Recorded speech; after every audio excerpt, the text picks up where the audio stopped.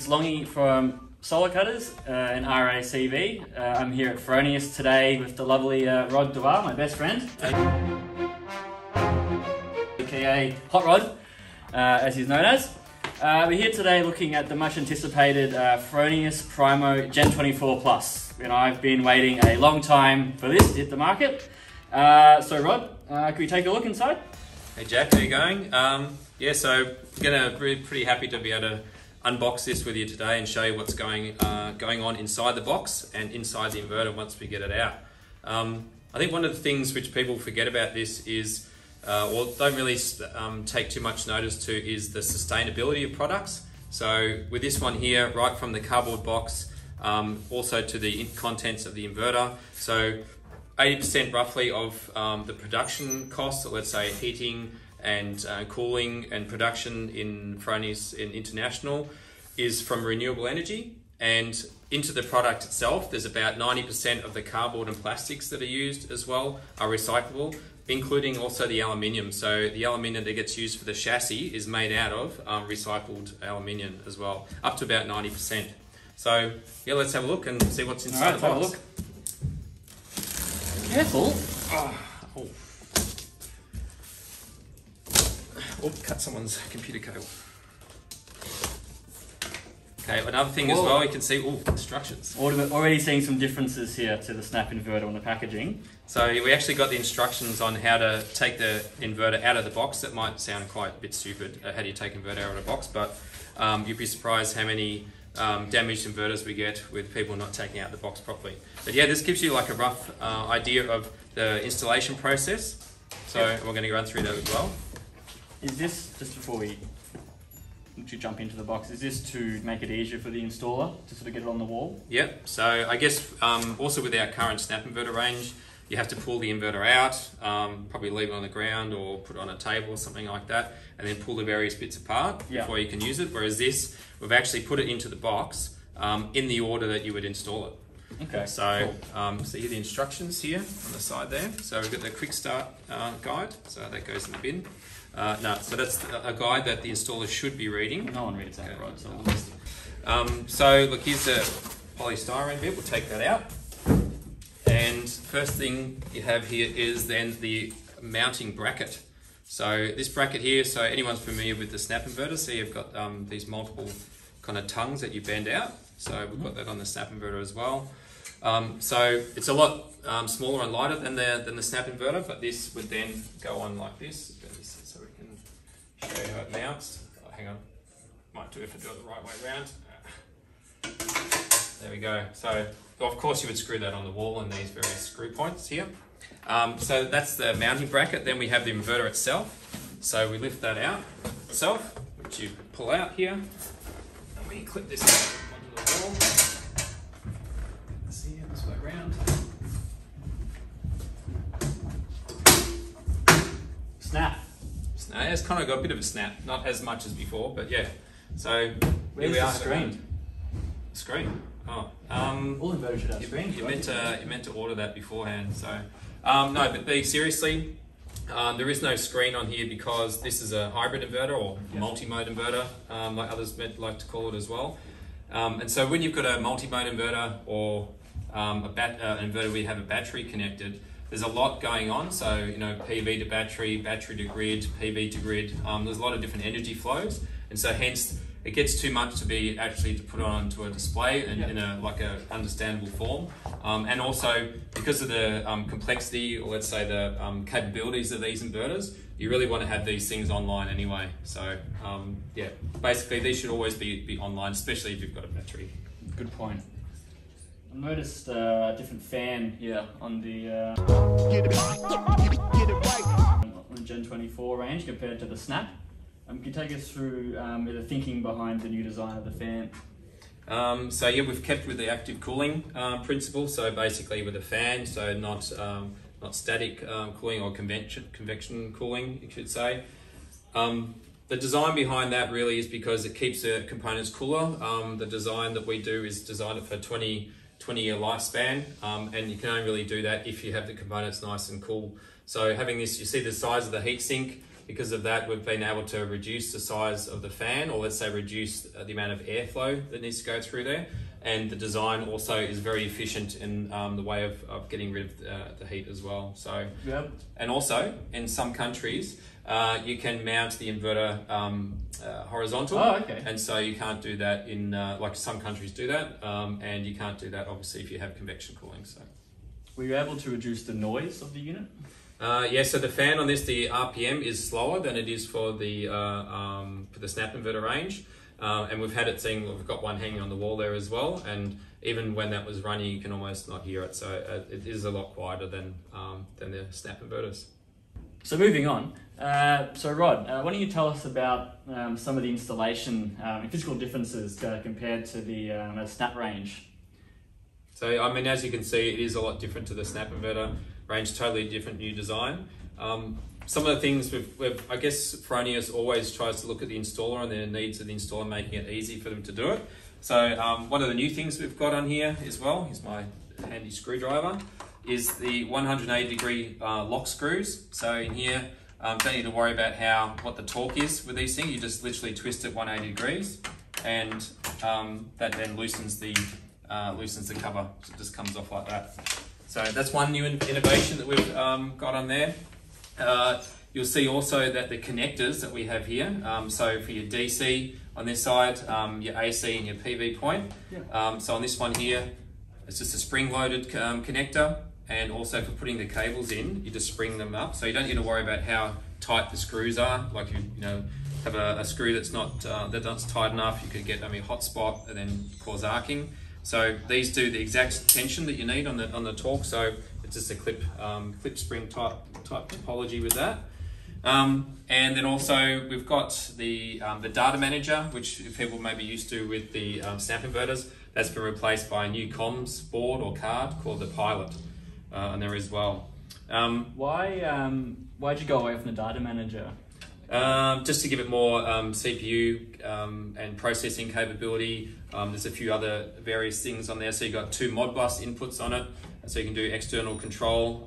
There's more relay outputs on here. There's also multiple LAN cable connections on there. So you've got your WLAN, but then you've also got multiple LAN connections. So you want to daisy chain the inverters and also connect them directly to networks. And could you do 2 Fronius smart meters? So you've always been able to do 2 Fronius smart meters or multiple ones. You just daisy chain the smart meters with that.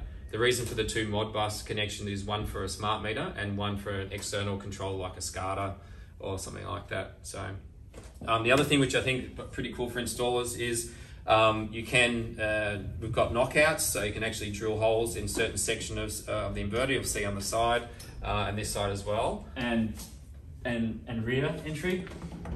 Yes, you can do rear entry on these things. There's actually on the marked points as well. So just don't drill it anywhere, like some people might do. Drill it on the spots where it's been marked. So after years of grey area, finally... We're still you can drill on the grey area, yeah, maybe. Not literally, Rod, but yeah. Yeah. If you've got the gasket here, or like grommet, what you want to call it, or seals, if you want to put the cable straight through here without a conduit. So they're probably the main difference I was saying from a hardware perspective. Yeah, you've got the DC isolator, which is lockable in the off position and also on position, either position you want to do, which is compliant to the standard. So we've had all that stuff tested. Also, I think the service concept is one thing that you should probably look at as well. Mm-hmm. So there's only 2 pieces. So with our snap inverters, you've got multiple boards. So this one's got just a comms board and then one whole power stack. So literally it's just these kind of 6 screws, or 8 screws here, I guess. Unscrew that whole power stack comes up, you unplug these, they stay on the grey chassis, and then you swap out the power stack, and they're all the same for all of the models. So if you had to get a replacement, Fronius would send you just a replacement power stack if that was the issue at the time? Yeah, so that'd be like 99% of the time. You might have a damaged outside chassis or something which you might need to replace, but otherwise it'd be those time, which meaning these are not serial numbered, so the service concept means you can keep a spare one of these in the van and then do a quick swap out, so like one site visit if you needed to. Oh, awesome. So yeah, that's pretty much all the hardware stuff covered. So I'd like to talk a little bit about some of the software features and things we've got. So I think to best to do that, let's put it back together. Let's put the cover's back on. I said here, got the 180-degree screws. Makes it really nice and easy to get back together. Done this before, I did once, maybe. Because I do every day I do a new unboxing. Get rid of that. So here we go, the cover. As I said, that was done by the inverter. Speaker box. What are your fries in there, mate? So let's get this there.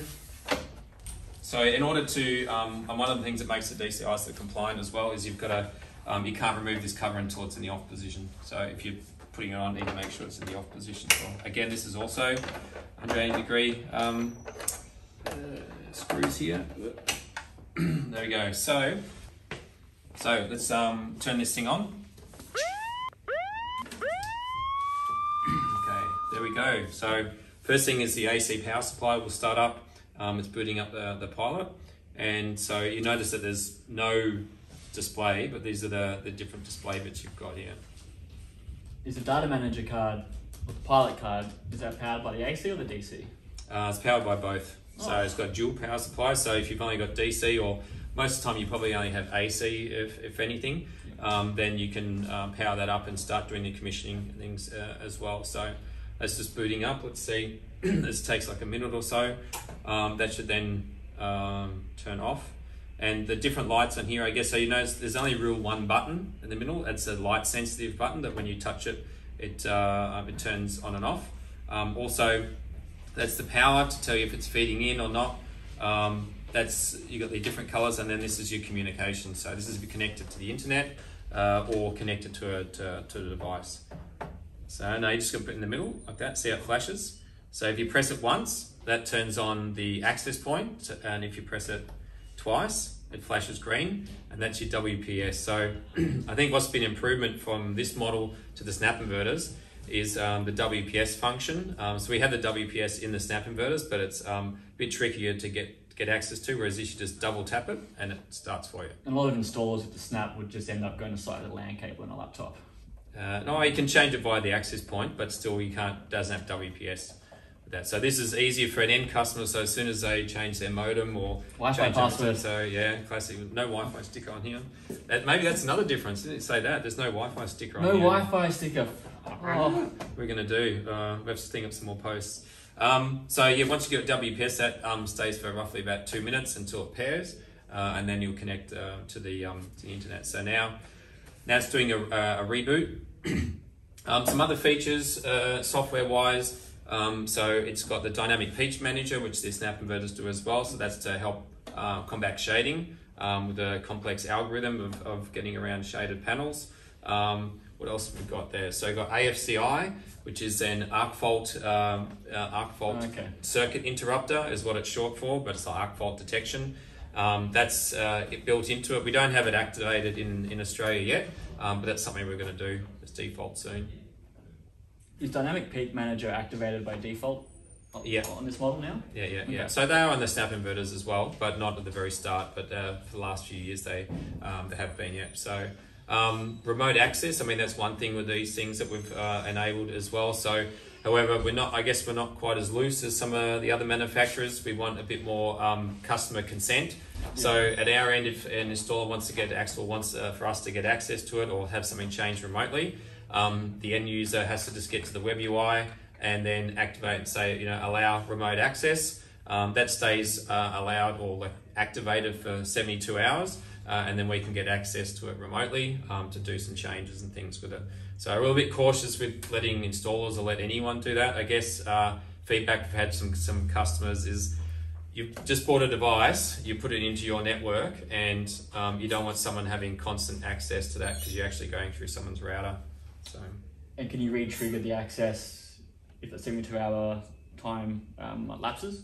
Yeah, so they would potentially need to reactivate it at this end again. So always need the customer interaction on those ones so they don't always know what's going on. And you still have the admin and the different service passwords? Yeah, so this is called customer and technician password on this, but basically same, yeah. So 2 levels of access, yeah.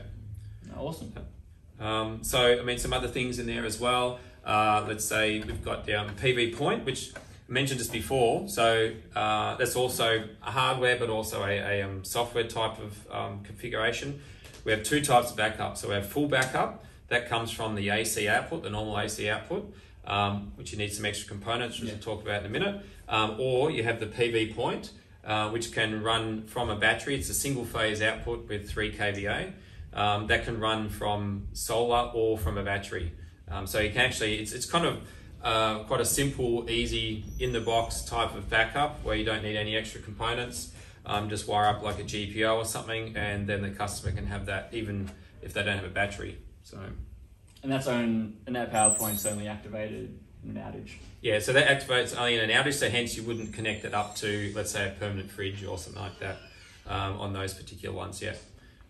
So with the full backup, so the full backup is always the capacity of the inverter. So if you've got a 5 kilowatt, it'll be 5 kVA, or if it's a 6, you'll have 6 kVA.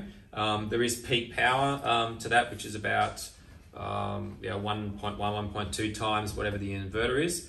And we're using the AC output of this, so it doesn't have a separate AC output on it. It has the same one, and you need a contactor or like a relay in the switchboard to be able to disconnect from the grid. So the reason why we've gone for that and not having it directly built in is more from a reliability point of view. So with some cases where you have the backup circuit from the inverter, then if the inverter goes down or is faulty, then you have no power to the backup circuits and you need to get a replacement inverter in order to fix that. Whereas the contactor, it's off-the-shelf type contactors, and it's an easy swap out with that. Sometimes they actually put like a manual changeover in there as well. So yeah, we've done a few of them, and you do have that nice technical note which does have all the recommended components that you need, so that's quite handy to have as well. Yeah, and also from a remote, let's say if the inverter is a bit further away from the switchboard, then you don't need to run such thick cables to and fro the inverter. The actual cable to the inverter can be thinner as well, because you're not running those backup loads all the way back from the inverter. So it is some advantages in doing it that way. So hence that's why we've chose to do it like that. Great. What else we got? Things. So yeah, what else would you like to ask? Oh, well, you mentioned before on the peak output power. So I'd like to ask about oversizing. Yeah. On the 5 and the 6. With and without a battery, a DC coupled battery, what we can do there. So I guess there's two kind of levels with that. One of them is the technical limitation of the inverter, which is then 1.5 times the AC rating. So for a 5, you can do 7.5 kilowatts on there. The 6, you'll be able to do 9. But the regulations here in Australia, obviously with STCs, you can only do, if you don't have a battery, you can only do your 6.6 on a 5, or the 1.33 times. But the technical limitation is 1.5 on that. So, but we are actually looking even for the 5 kilowatt, because that's probably going to be the most popular one, to allow 9 kilowatts on that. So yeah, decent oversizing with the battery. Yeah. Great. In terms of oversizing, on one site could you have two Gen24s in a master slave configuration, or are they sort of run independently? So at the moment they would kind of run independently. There's no connection between the inverters at this stage. That's coming pretty soon though, or it's coming next year. And once you can have that, but if you did want to have multiple inverters on one site, you could use an external controller to be able to control the battery. So we've got quite a few sites doing that with like a Mondo, Ubi, or Switched In or something like that. So people are doing it with that. On the subject of batteries, or DC coupled batteries, what batteries are currently compatible with this product? So at the moment we're working with BYD, the only compatible product at the moment. So BYD Premium. So you've got the old HV ones, etc. So the Premium HV. So it comes in HVS or HVM. Yep. Okay. So there's two of those. HVS, H for high voltage small, meaning that the overall range is smaller. So you start at 5.1, and now you can do 3 stacks. You can go up to about 30. HVM is for medium, and there's actually a HVL, which we don't bring into Australia, or BYD don't bring into Australia. And you can get up to about 58 kilowatt hours on the HVM.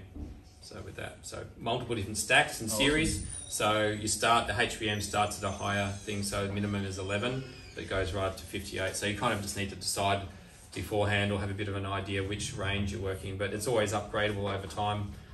Very modular and easy to install. So that's the current ones, the BYD going forward towards the end of this year, so 2021.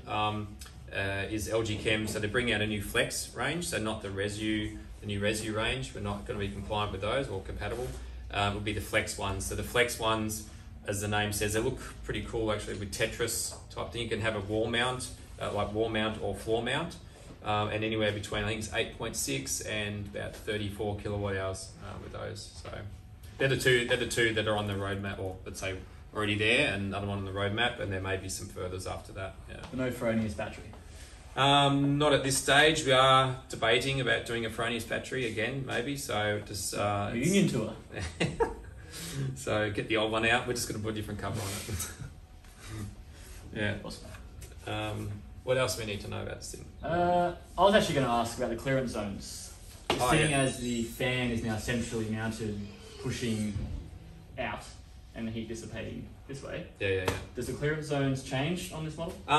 No. So it's always still pretty narrow, like 100 mil. So I mean that's still fairly close, and that's not really 100 mil that we have is not because of a heat thing. It's mainly because you need a decent amount of space, or like a reasonable amount of space to get your hands in and be able to take it off. So it's more around not getting enough though. But on the snap inverters, I always see it's here and the fan's here, and the installer's got the isolator right here, and then it's like a war on. So that's more that's definitely a consideration on that side.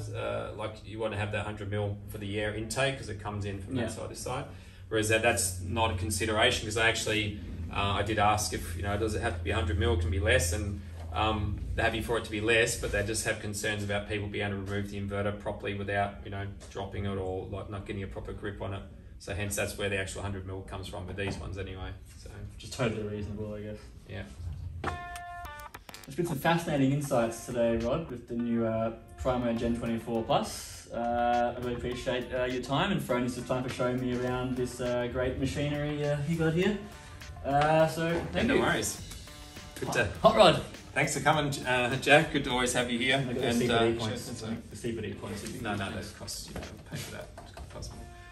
Good to have you, mate. Thanks.